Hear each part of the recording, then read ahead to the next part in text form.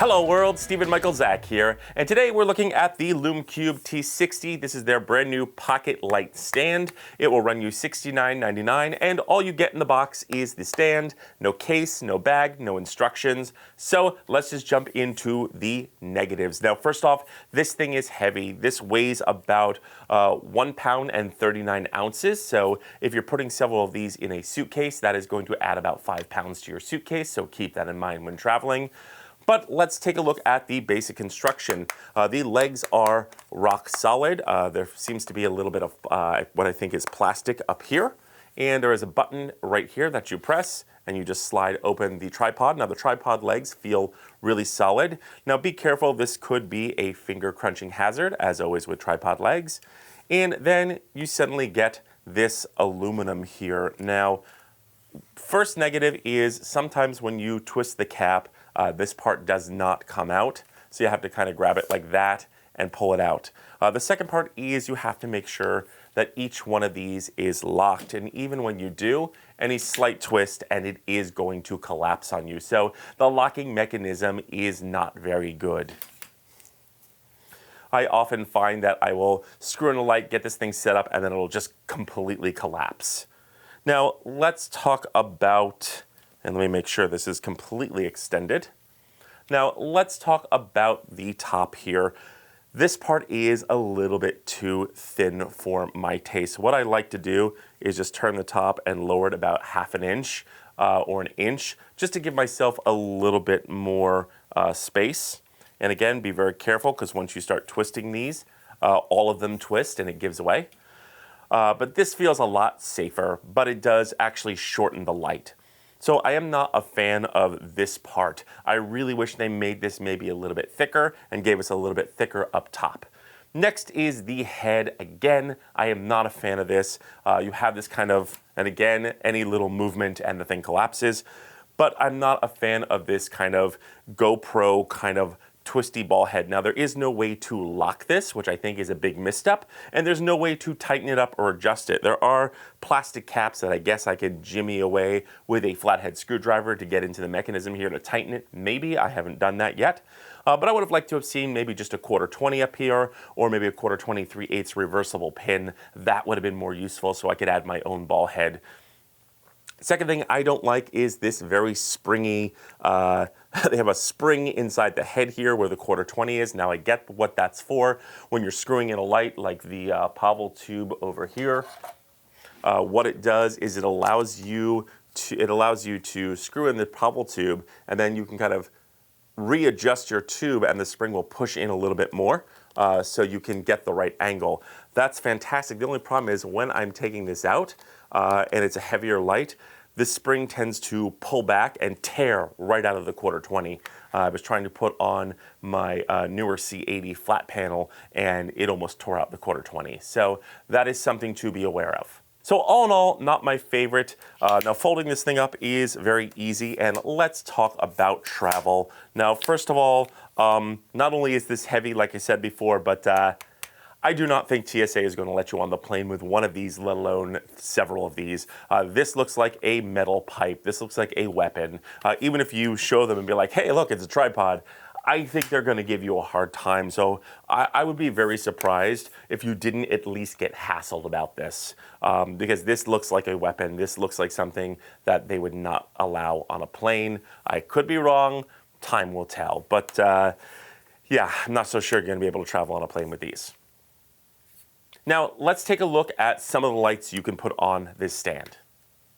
Now, one of the lights I would definitely use this with is the Nanlite Pavo tube. This is fantastic. You can just go ahead and pop on the grid here, like so, and you could spin this in, like so.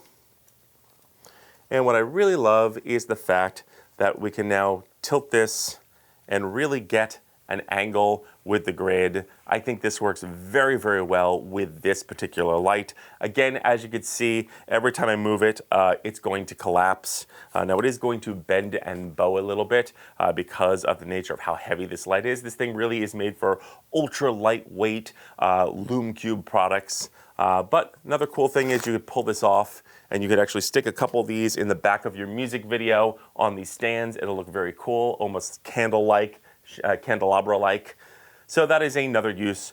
Now another light that does work with this is, I do have this is the Neewer C80, and I did add the falconized softbox, and I am adding a Switchpod head here. Now I will most likely add my own ball head, just because that gives me a little bit more control. And as you can see, this is pushing it. Now you can do this, and it is pushing it, but this is more likely to be a key light. I would definitely just put that, like maybe 2 feet, and as you can see, it just flops. And that is where this head, is really, really poor. I really wish there was a way to tighten this up, because it is just kind of there. Now, I guess I could kind of turn this a little bit more so that it won't knock out, so it won't twist and turn. So there you go. That is a very viable option for a key light. Now, I could pull the softbox completely off here. So let's go ahead and do that. And I could just grab a piece of diffusion and use, as you can see also, this thing is not staying up. And that is a major design flaw. But you could just get a piece of diffusion and use the panel straight like this. And you should have no problem with a flex panel like this. So that is another light that you can. So as you can see, that is one of the other negatives. This thing does not stay up. It constantly collapses. Even with a small pocket light on it, am I getting that problem? And lastly, I would not put something like the Rotolight Neo with a barn door on it. Now you could just put the Rotolight Neo on, that's fine, but the minute you add this barn door, it really becomes too heavy. So I would definitely skip that. And lastly, let's talk pocket lights. Now, as you can see, because this spring is so high up, I cannot even thread the MC. It just can't be done. So I will have to use an MC with a small ball head. So you will have to buy or have your own little mini ball head in order to really get the use out of this head. Again, it is a design flaw that I'm not happy with. And there you go. You can see how kind of wobbly this is. So just make sure these things aren't moving. Just make sure you aren't walking around it, because this thing has a tendency to shake. But that's it. That is pretty much what this is for now. This is not going to do for a key light. I guess if you're in it, as you can see, it doesn't even stay up.